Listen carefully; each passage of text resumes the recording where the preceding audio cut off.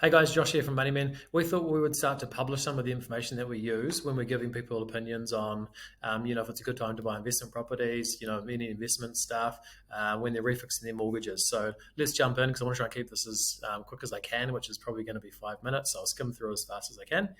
Um, Quick recap on what we did last time. So there's increasing amounts of mortgage lending going on, which is really good, and house price growth. So just to focus on house price growth, the average Auckland property price increases by 6.15% over the last 20 years.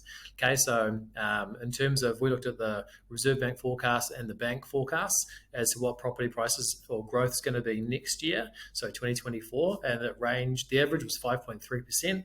The peak of the growth forecasted was 7.7.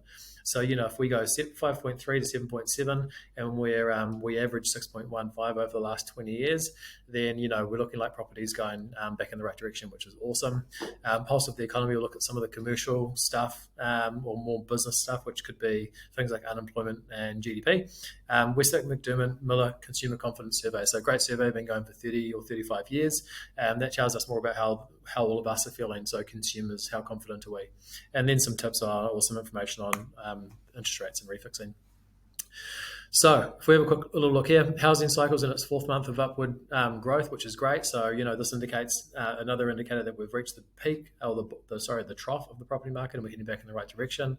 Skip over that. Uncertainty. So there's a lot of uncertainty. So things change month to month. The rest of these slides will focus on trends. And so, and what I mean by uncertainty, we have a pandemic. We don't really know how to deal with that. What we did do is print 3 times our triple the ratio of national debt to GDP. So there's a lot more money in the economy, but that comes at a cost, which is now high interest rates. Okay, so we cooked that way too. The Reserve Bank cooked that and made it print too much money, so we all pay for that now. Lots of people come into the country, this unpredicted migration boom. They need places to live and they want jobs. So interesting. Cost of living crisis, looking at the news, that's the most important thing on people's minds for the election. But then on the other hand, we've got we've got an increasing amount of money going on international travel and on eating out. So we're still spending lots of money in amongst being in a cost of living crisis. So it's confusing in a way. And increasing construction costs. I added this in because I found it really interesting. So, over COVID, we all know the cost to build a property increased. So that has effectively set a new benchmark for the cost to build a property in New Zealand. So historically, when things like that happen, we get those big rises in construction costs.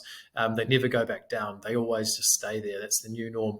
So interestingly, that filters down to existing properties as well. So existing properties are going to be worth more because the cost of building a new one's more. So that gap's got to close up a little bit. So just a little bit of something I found interesting.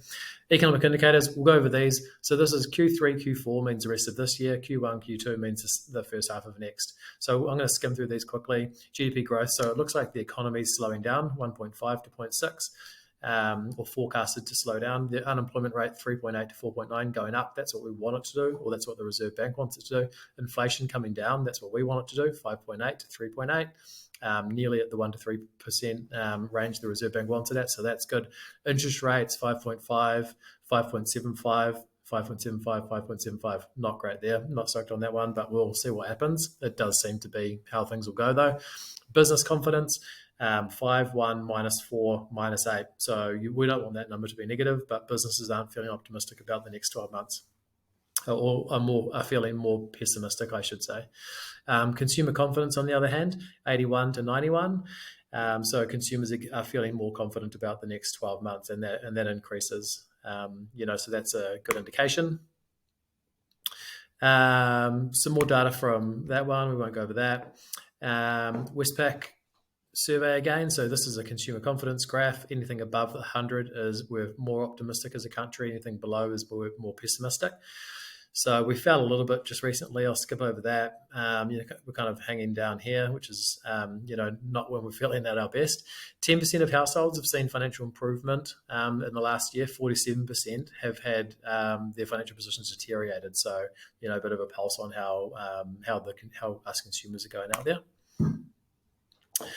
Mortgage broker survey. So, a couple of points here. Large amount of investors are active. So, and the highest amount since January 2021. First time buyers still the most active. Last 2 months, investors have found it a bit harder to get money from the banks. I'd say that's across the board. They're a little bit tighter on giving money out at the moment, given their their outlook on the economy over the next 12 months.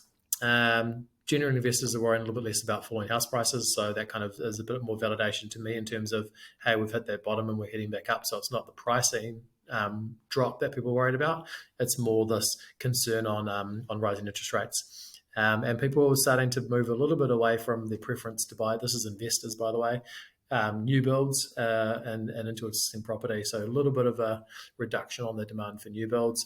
That might be because of the potential change in government, and if National do get in, they're going to bring back interest deductibility, which you get on a new build, but you don't on an existing property, generally. OCR, so official cash rate. The black line's a Reserve Bank's forecast. You can see they're thinking it's going to stay at that 5.5. Westpac have published a forecast, and they've said it's going to jump up about 0.25 in the first. Could be the 29th of November, I think, the OCR announcement, or it could be in the start of next year. So there's a 40% chance of that happening, but we like to see no change in the October OCR announcement. So it'll be interesting if it stays the Reserve Bank's route, or if things deteriorate a little bit and we've got to get that extra little bump in that forecast, that Westpac's forecasting. So we'll skip over those. Refixing, so fixed versus floating mortgages. This bit's actually on the left is, I guess, Westpac is suggesting to people at the moment that 2 years could be a good place to start, but you obviously have to get independent advice on that. But interestingly, the cost of borrowing's gone up, and that's what they're saying. So the black line was the old cost, and the red line's the new cost, probably the easiest way to explain that. On this side, you've got how are investors refixing their loans. So really interesting for me, actually, is that lots of them are still just fixing for 1 year, whereas more on the residential side, we're seeing people fixing, well, I guess it has been, 60% to 1 year, but in the last couple of months, it's been probably 60% of people fixing closer to that 2 year mark now in the residential space. But in this investor space, definitely still the favoured 1 year. So that's really interesting. But yeah, hope you found that really useful. We'll do these every 2 weeks. So subscribing, you can make sure you stay updated as well.